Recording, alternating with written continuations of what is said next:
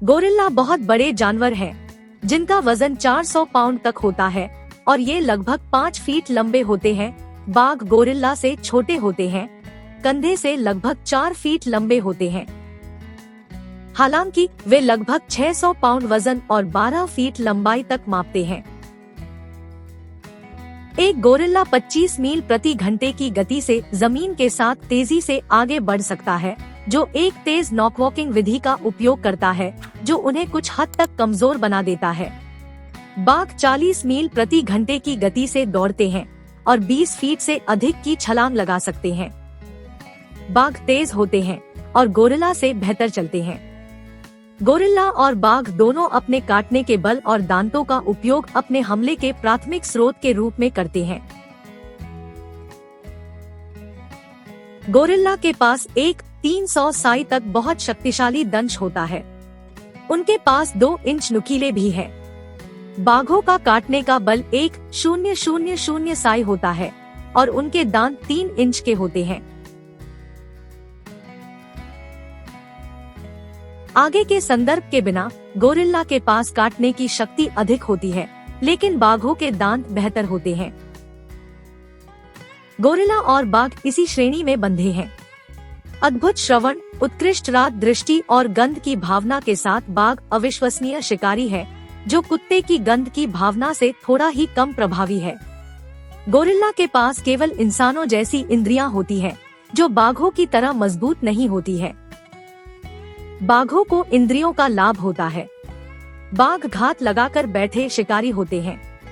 वे शाखाओं पर तब तक प्रतीक्षा करेंगे जब तक कि उनका शत्रु कमजोर न हो जाए और फिर समय आने पर उन पर आक्रमण करेंगे। वे अपने वजन और शक्तिशाली पैरों का उपयोग दुश्मन को पिन करने के लिए करेंगे और फिर उन्हें महत्वपूर्ण क्षेत्र में तब तक काटेंगे जब तक वे मर नहीं जाते। अक्सर वे हमले की शुरुआत में एक ही हमला करते हैं, जो उनके शिकार को मार देता है।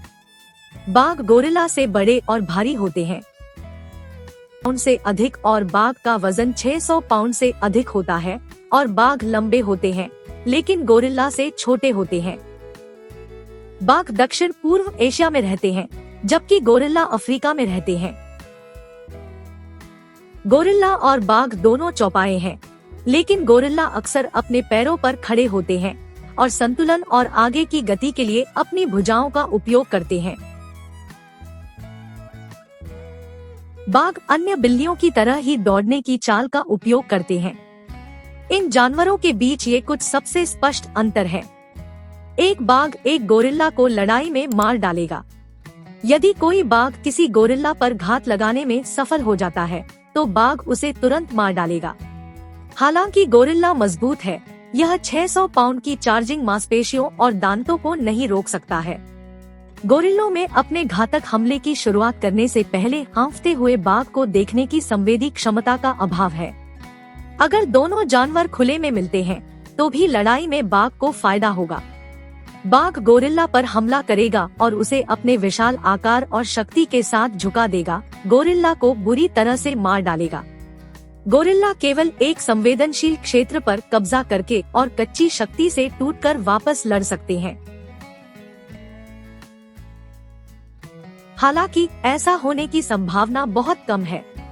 एक संभावित परिणाम यह होगा कि बाघ और गोरिल्ला एक दूसरे पर जमकर हमला करेंगे। बाघ विजयी होकर आएगा, लेकिन गोरिल्ला से कुछ गहरे काटने का शिकार होगा। लबोलवाब यह है कि टाइगर सही जीतता है।